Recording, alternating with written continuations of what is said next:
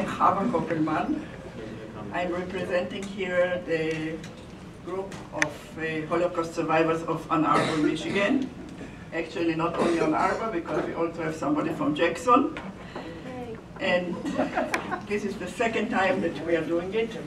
Last year, maybe somebody were here and remember that we had a program on Holocaust Day, which is today, according to the, well, it's not exactly holiday, according to the commemoration day in Israel. In Israel, this is a day where some people don't go to work, theaters are closed, some restaurants are closed, some shops are closed. I mean, you feel there is something in the air because so many places are closed. And there is a big event at Yad Vashem, the Israeli Holocaust Museum in Jerusalem, which, by the way, I saw this morning on the internet. So, and it's still available there. Very, very impressive.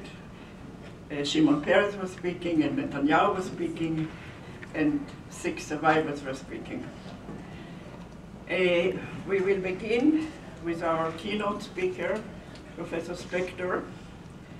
He's professor with appointments at the University of Michigan in the Department of History, the Department of Germanic Languages and Literatures, which he currently chairs, and the Frankel Center of Judaic Studies. He's a cultural and intellectual historian of modern Central Europe. Professor Spector, I invite you to speak.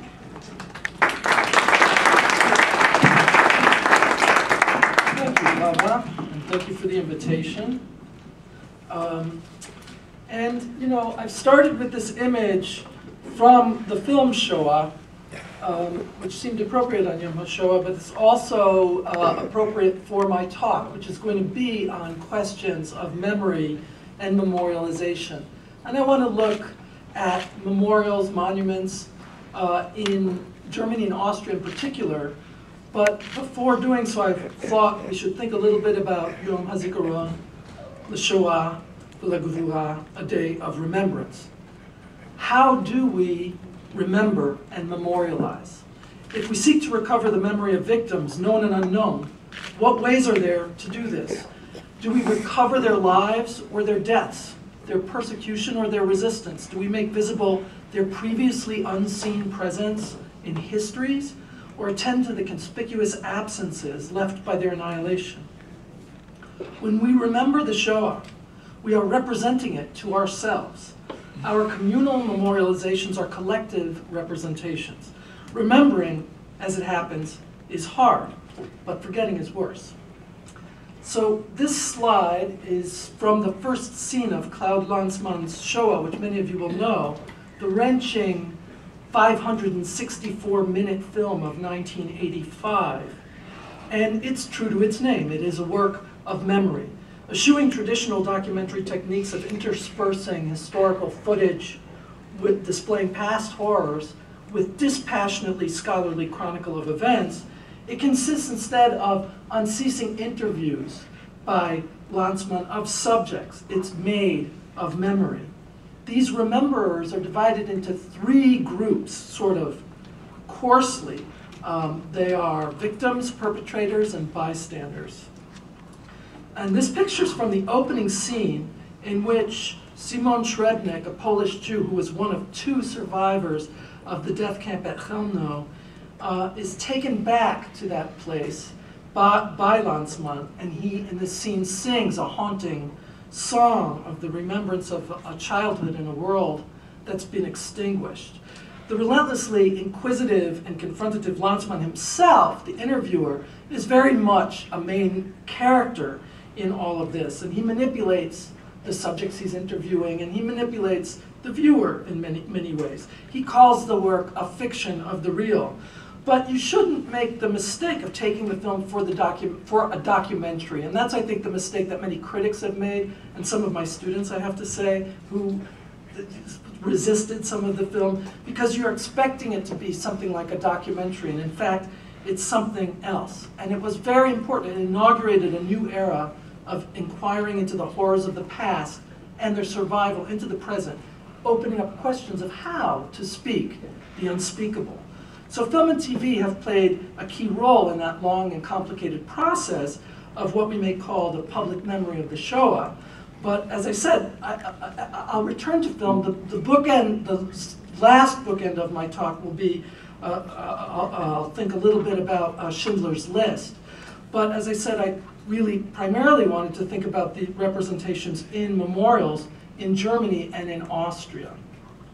Now, this one is from Vienna, and this is actually, when I first went to Vienna, this was the most prominent public work memorializing the victims of Nazi violence. Its inscription, which those who read German will see it clearly, reads, "Never forget." That's again this "never forget" slogan that's familiar to us. But what are they remembering? On this spot stood the Gestapo building. It was hell on earth for the defenders of Austria. For many of them, it was also the anteroom of death. It has descended in rubble like the 1,000-year Reich, in reference to what the Nazis called their own empire. Yet Austria has risen again. And I can still read. I don't know if oh, it's better. Oh, that's okay. Yet Austria has risen again, and with it our dead, the immortal victims. The pink triangle and Jewish star that you see must have been added a little later, apparently by someone who recognized the irony of remembering the victims in this way. When I saw it, I was appalled by the representation of Austrian nationalists as victims. And I didn't yet notice, what I now notice reading it, the sort of the Christian rhetoric of resurrection and eternal life that also embodies the quote. And there's another one just like it at the train station. And here I've put the translation for you so you can see, again, never forget. And here the inscription's explicit in denying that any particular class of person was singled out for extermination other than those devoted to Austria. You'll see it says, for no crime other than their devotion to Austria. So this gesture of representing the victims in this way has another side, though, than the one that we may be offended by. And that is, even as it stands as an appalling apology for the central role of Austrians in the Holocaust, and they did have a central role. They were, Austrians were disproportionately represented in concentration camp personnel and in the Nazi leadership. But these attempts to establish Austria as Hitler's first victim and the Anschluss of Austria, the annexation of Austria by Nazi Germany as a foreign occupation, is a way of establishing a new beginning where they are not radically separated from the national community in their memory. That is exactly counter to the main social objective of the Nazi regime, which was to establish what we now call the racial state, a society ordered upon race and dependent upon the racial exclusion of many that had been part of the national population before, not just Jews, but principally Jews, also the congenitally sick and weak, political dissidents and radical social misfits, Roma and Sinti, different ethnic groups that were combined into one marginalized group that they called gypsies, other racial and ethnic groups not seen to be Aryan, homosexuals, and then of course Jews.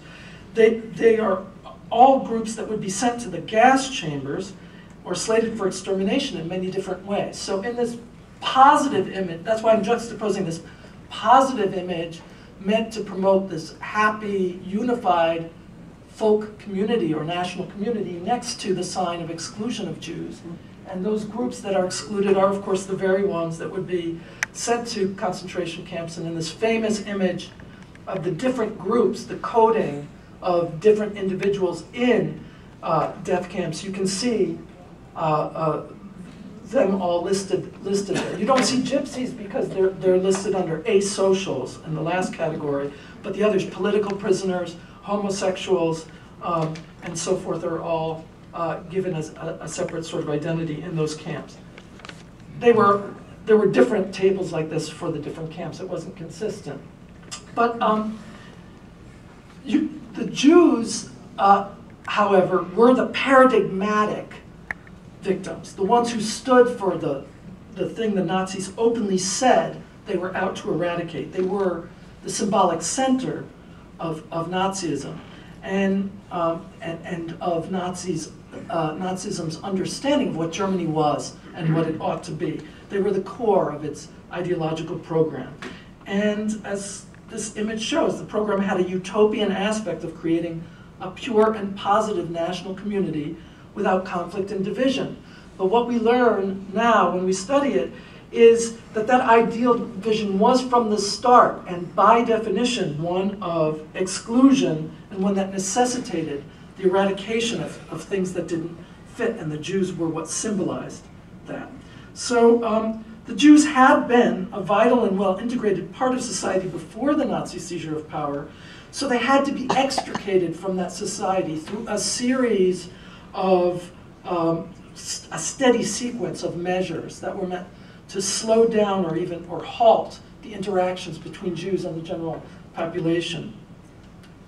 And that's the context in which to understand the state-sponsored boycotts that you will know about of Jewish businesses. They were meant to cause Jewish businesses harm, to be sure, but they were also the beginning of this steady stream of exclusions, of ways of separating the Jews out, of making them absent in the society in which they had been present.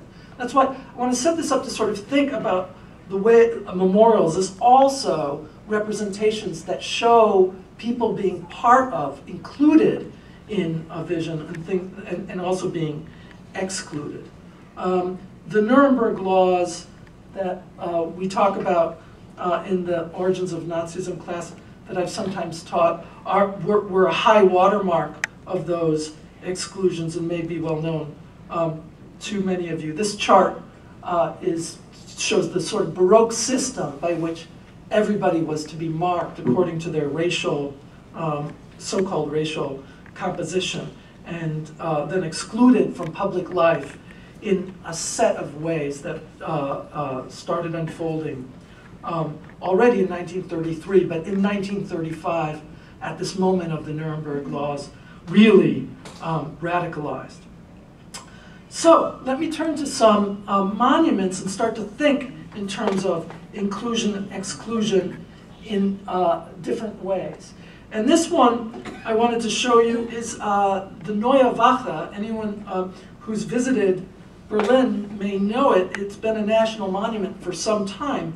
It was originally, the building, it's a small, beautiful, sort of neo-Gothic building from neoclassical, from 1816 by German Empire's great architect Schinkel and Carl Friedrich Schinkel.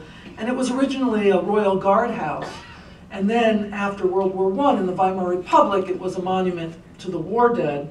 And in the GDR, the German Democratic Republic, because it is in the center of Berlin, which belonged to East Germany, it was prominent as an anti-fascism monument that had a sort of changing of the guards in front that used to watch them goose step and change the guard like in London. But it was at that point, as everywhere in the GDR, the memorials to the Holocaust were memorials commemorating the dead anti-fascists.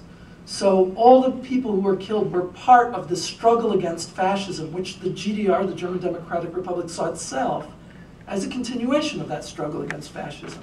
So you can see the way that the characterization of the victims reflects the identity of the nation that is erecting these monuments. After 1989, when and 1990, when this was joined to the Federal Republic of Germany, Helmut Kohl actually reinaugurated it as a monument to the victims of war and tyranny. And again, this is a very general sounding set of victims. I mean, many people could be thought of as victims of war and tyranny. And who are they actually victims of, what were they escaping from. And also disputed was the fact that they put inside this little hall this sculpture that you see, which is based on a small sculpture by the wonderful artist and sculptor Katie Kollwitz. Katie Kollwitz, it's called, and it's a Pietà. Now, Katie Kollwitz has impeccable credentials as a pacifist and anti-fascist. Because after World War I, she created this small, it's actually a small piece that she made, and it is about the sorrow, the tragic sorrow that a mother feels for her son. She lost 2 sons in World War I herself.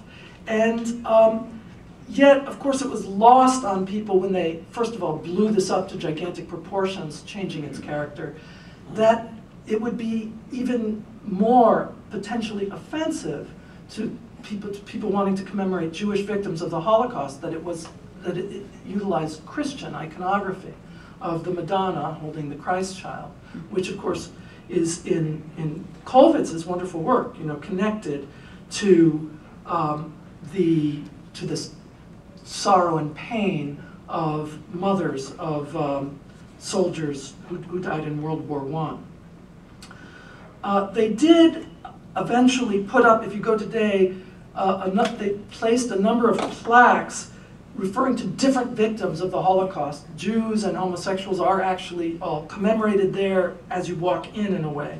But that's obviously a sort of patched on solution to the problem that this monument represents.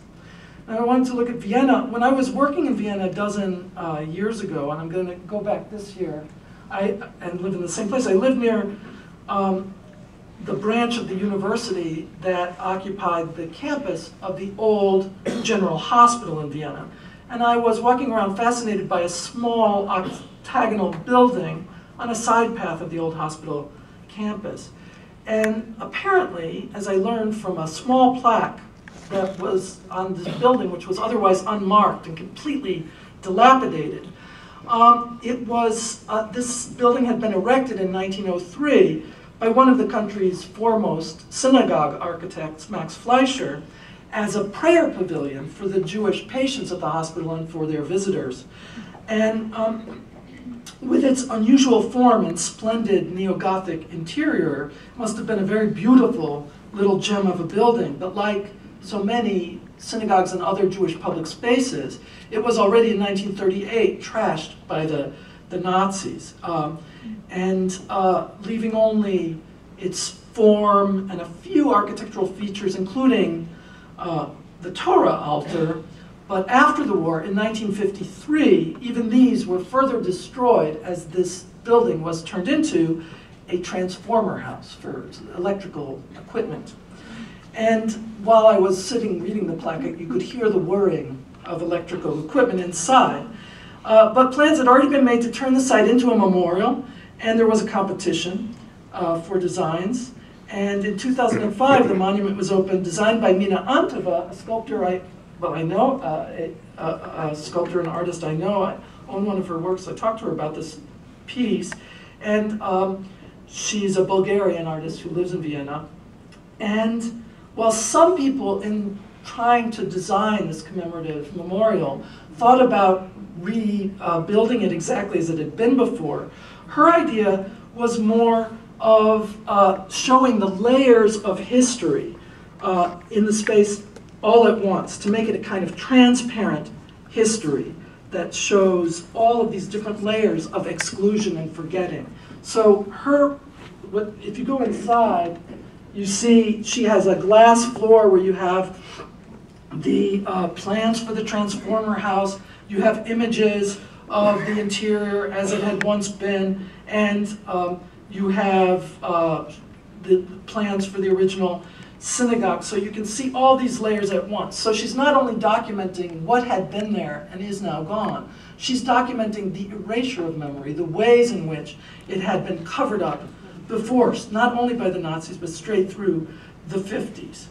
Another one in Vienna is this monument against war and fascism in a very central place. There was a big controversy about this. that was somewhat political after Kurt Waldheim's election.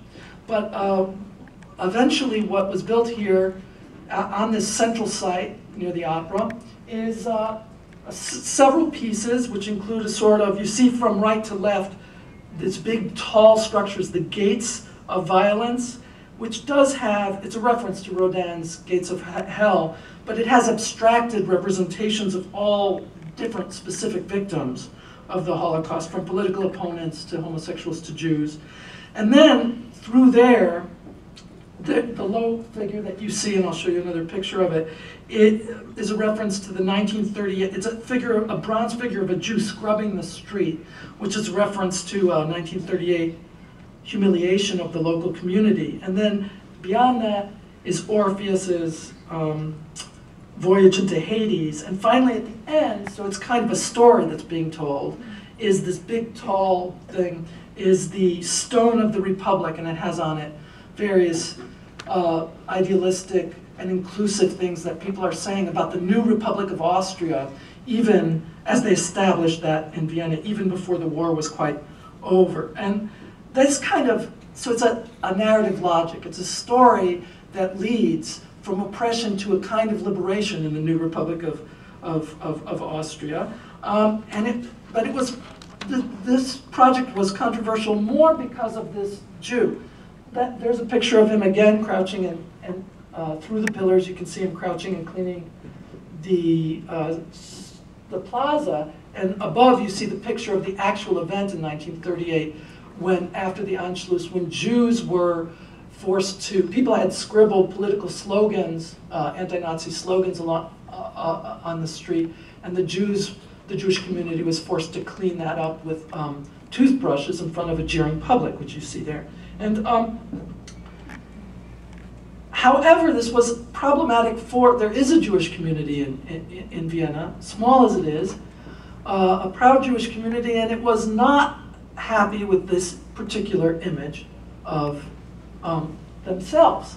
And so that was part of the conflict, had to do with the Jewish community's response to this. Again, it incorporates Christian iconography here, because you can see a crown of thorns on top of the Jew. That was added because, to everyone's horror, tourists liked to sit on his back and eat their sandwiches while they were visiting the monument. So the artist took it back and he solved it by putting on a crown of thorns. He has a deep Christian mystical work, elements of some of his work, so another problematic case.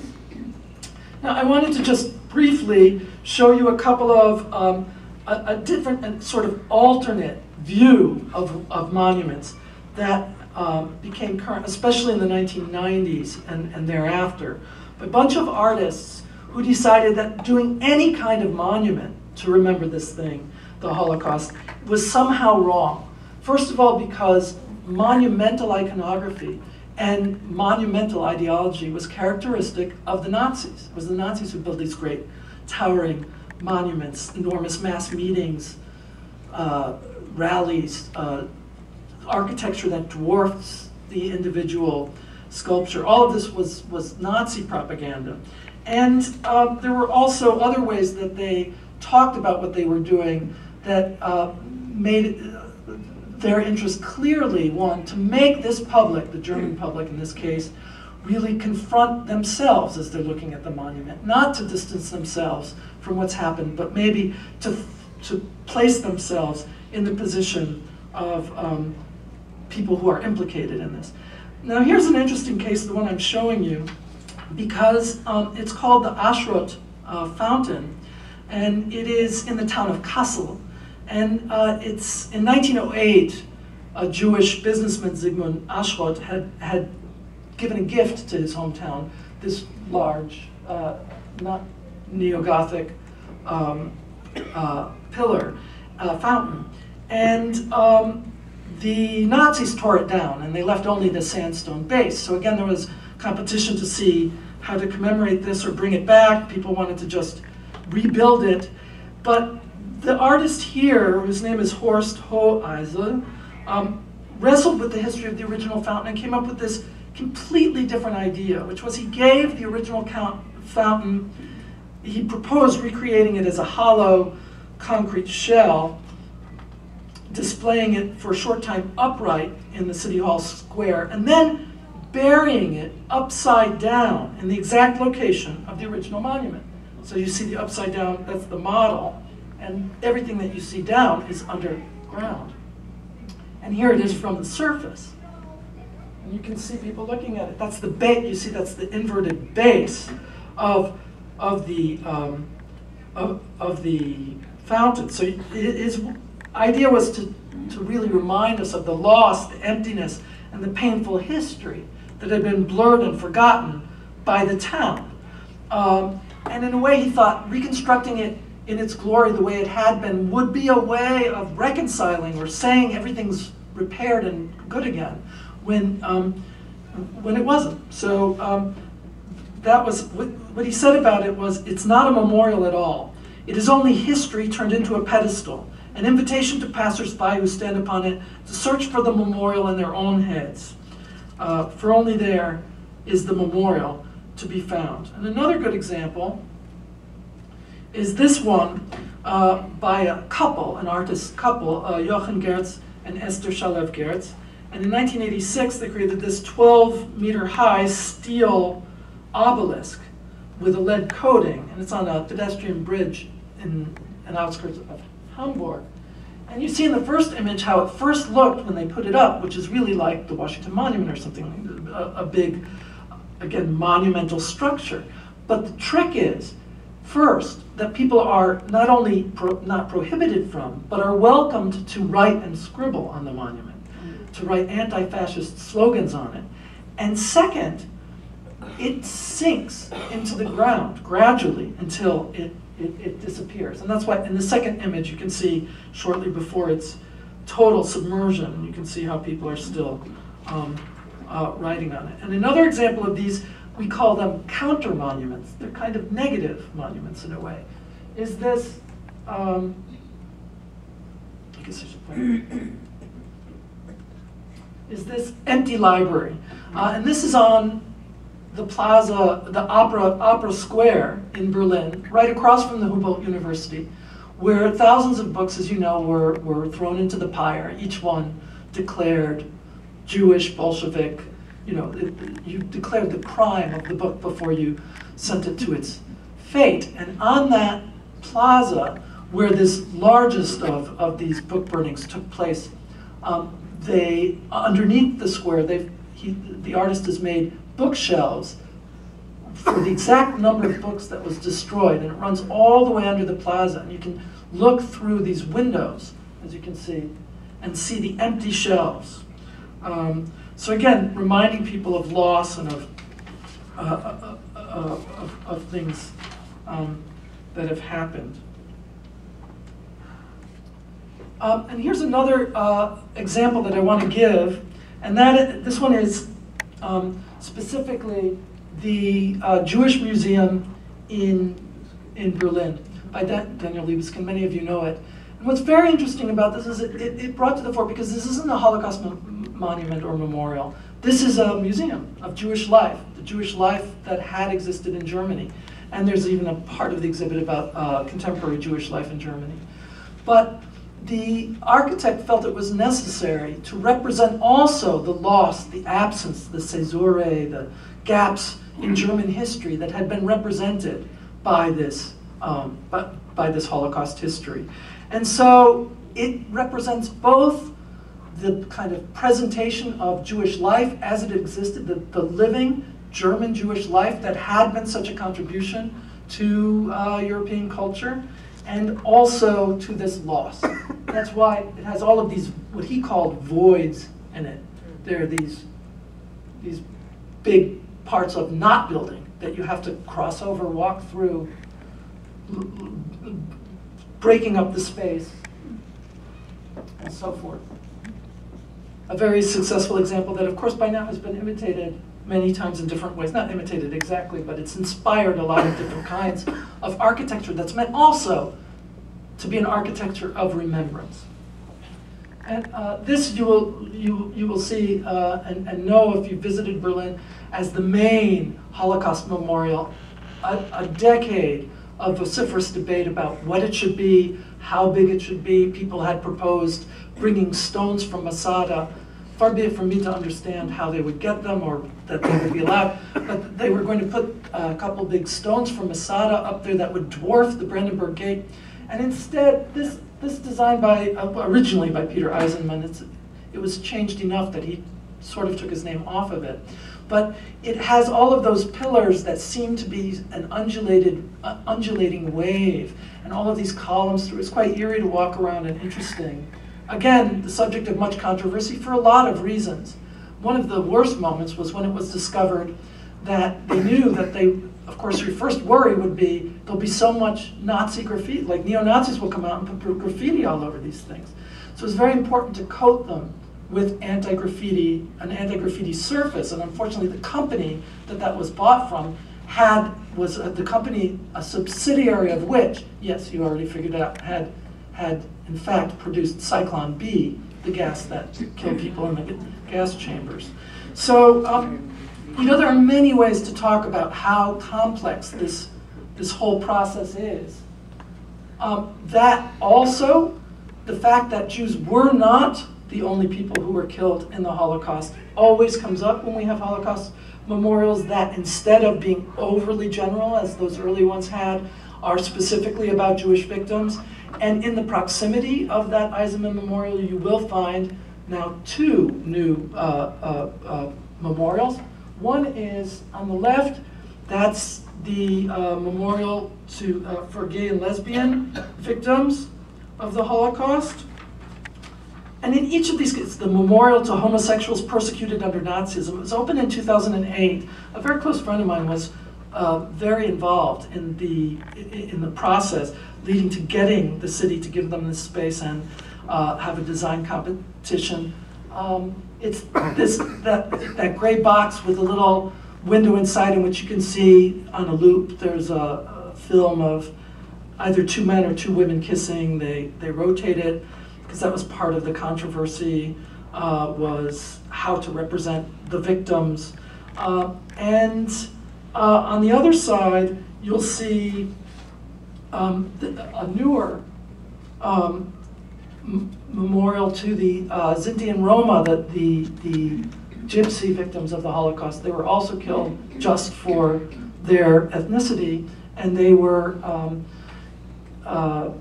and they're memorialized here with this pool, which has where a flower is placed daily, and all around it, it says there's a famous poem about Auschwitz that you can read. Now I wanted to end. Oh, I'll show you one more. This one is. I'm going to take this out. This one is in the Bavarian Quarter of Berlin, which was a bourgeois neighborhood that was very popular with Jews. It's a beautiful neighborhood from the turn of the first decade of the 20th century. A lot of them were built. And what they did here in this Places of Remembrance project was they integrated the memorial into your daily life. As you're walking around the city, going to the baker, doing your daily things, you'll see these signs all over. And on one side, as you see in the one below, there's an icon or a picture, and you wonder what it means. So there's a park bench. And on the other side, you'll see the ordinance that says Jews are only allowed on the yellow benches.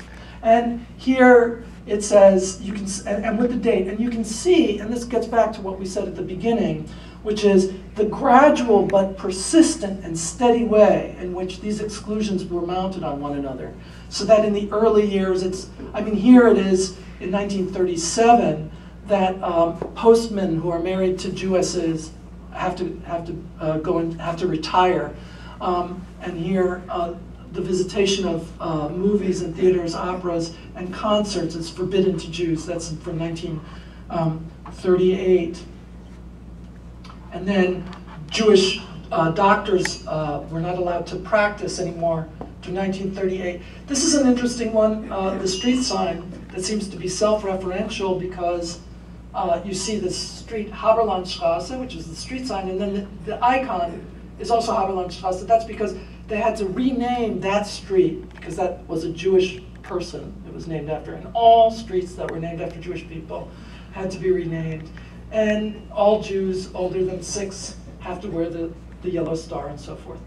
And then this final project is the, yes, I'm just at the end now. This is the Stumbling Stones project by Gunther Deming. You can look up stolpersteine.com and see about it. But what it is he started this project of making these little cobblestones that are made instead of brass with the names and birth dates and death dates and for all the people who were killed in the Holocaust at that address. So this really spread like wildfire around Germany, except in Bavaria, in Munich, where it's forbidden, but that's another story, where people would do their own research and then find out who had lived in that house and put them there. So it was controversial too, because people say, oh, then you're stepping on these people, it's like trotting over them when you walk. But they were, like the Bavarian Quarter Project, these were daily ways in which you were reminded of the living Jewish Berlin, or wherever you are, and of the radical nature of its perishing. And the final image is from Schindler's List, like I told you, and everybody's seen it, so knows that at the end, the Schindlerjuden, the Jews who were rescued by Oskar Schindler, the righteous Christian, and all of their descendants are there in a line waiting to place a stone on his grave. And Schindler's List is an easy mark for people who are skeptical about representing the Holocaust through a Hollywood story, and I think that there's something to that critique.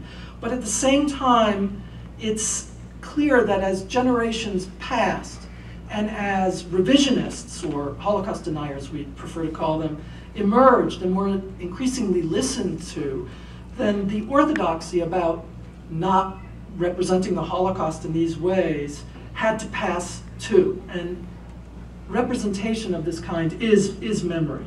And as all these people passed his grave,